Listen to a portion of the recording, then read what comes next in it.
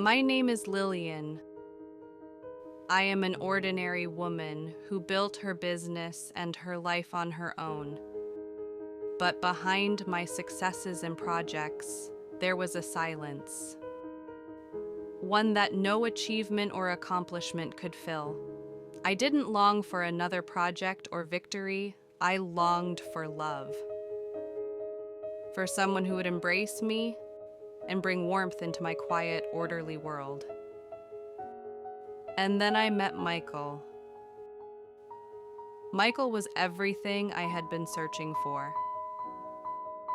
Charming, attentive, with a gaze that made me feel like I was the only one. He knew how to make ordinary days magical. He would bring me flowers to my desk just to see me smile. Evenings at home became little celebrations. We cooked together, danced in the kitchen, laughed at our failed attempts to make fancy dishes. One day, he took me to a small rooftop restaurant with twinkling lights, just the two of us. We dined in silence, talked about our dreams, laughed until our cheeks hurt. I thought, I have never felt so alive. The first dates felt like a dream. Cozy restaurants, soft jazz, conversations until dawn. One day he gave me a silver bracelet and whispered, "Every time you wear it, remember, you are no longer alone." And for the first time in years, I believed him. Every Friday, Michael would bring me my favorite pastries from the corner cafe. I awaited them like a child waiting for Christmas presents.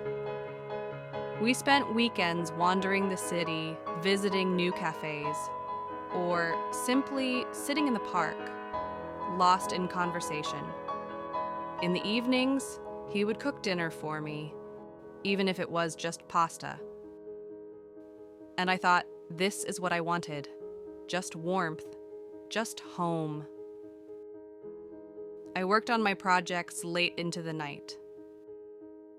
And every time I felt myself wearing out, Michael would appear with a cup of tea, making me rest.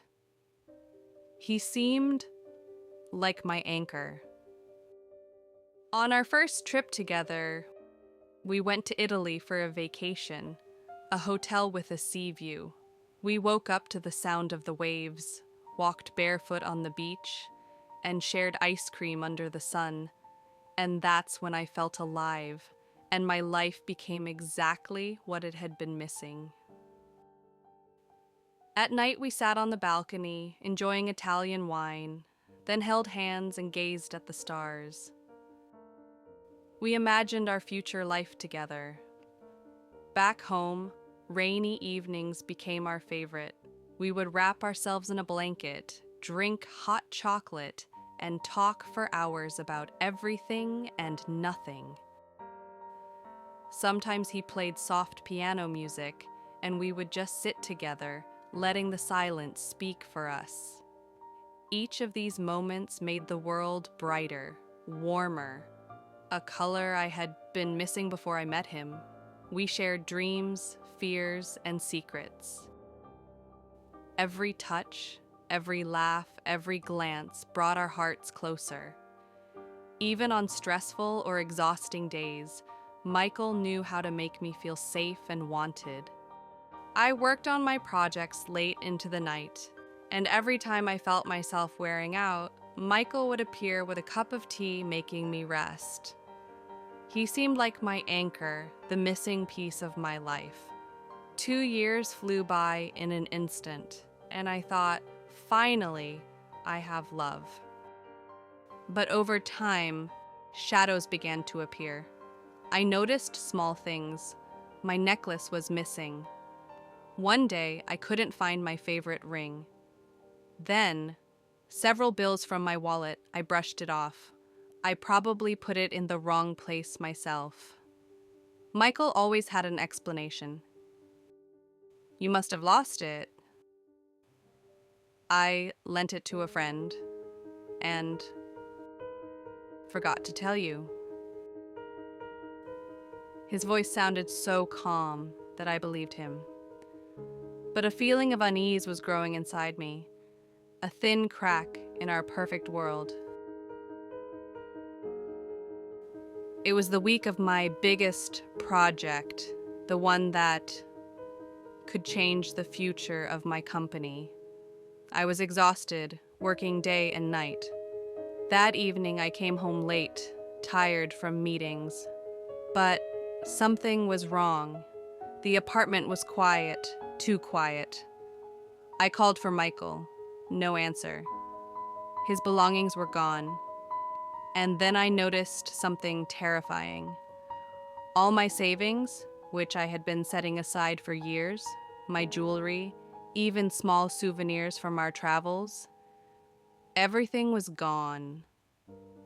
And my heart, even if it didn't want to believe it, already knew the truth.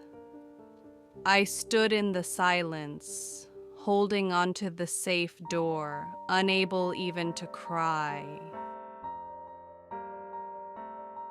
I didn't cry, I didn't scream.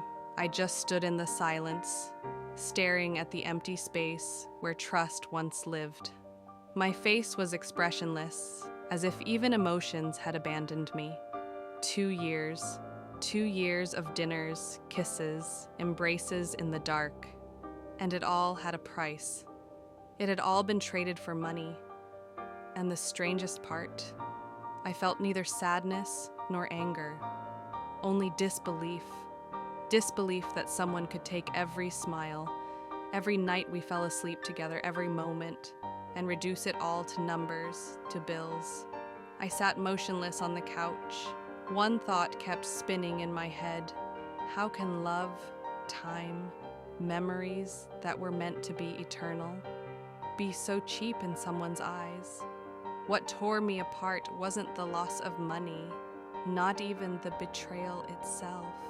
It was the realization that for him, 2 years of love were worth no more than stacks of bills.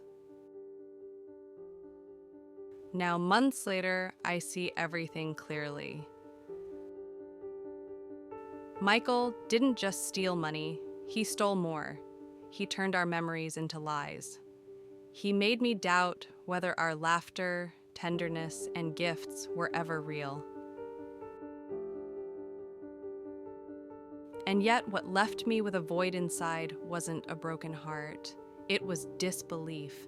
How can someone trade trust, love, and years of life for stacks of bills? And even when new people, new embraces, new smiles appear, the memory of him doesn't let me forget how easily true feelings can be reduced to empty numbers. It's a lesson. A harsh lesson about people, about choices, and about how costly trust can sometimes be. I sat for hours that night, motionless. One thought kept spinning in my mind. How can love, time, memories that were meant to be eternal, be so cheap in someone's eyes? What tore me apart wasn't the loss of money, not even the betrayal itself. It was the realization that for him, 2 years of love were worth no more than stacks of bills. I stared into the emptiness of the room, and it seemed as if even the walls felt that void. 2 years of hugs, laughter, small joys, all had been reduced to numbers, to material possessions, and it broke me more than any words could. I sat quietly, expressionless, thinking of only one thing. How can someone so easily devalue everything that was real? My name is Lillian. I built a company. I built my life with strength and discipline, and I thought I had built love too. But Michael proved something that is still hard for me to believe. There are people who can take your colors, your warmth, your trust, and trade it all for something as empty, as lifeless as money. And when you realize this, you don't cry, you don't scream, you just sit with an expressionless face and ask yourself, how could love turn out to be so cheap?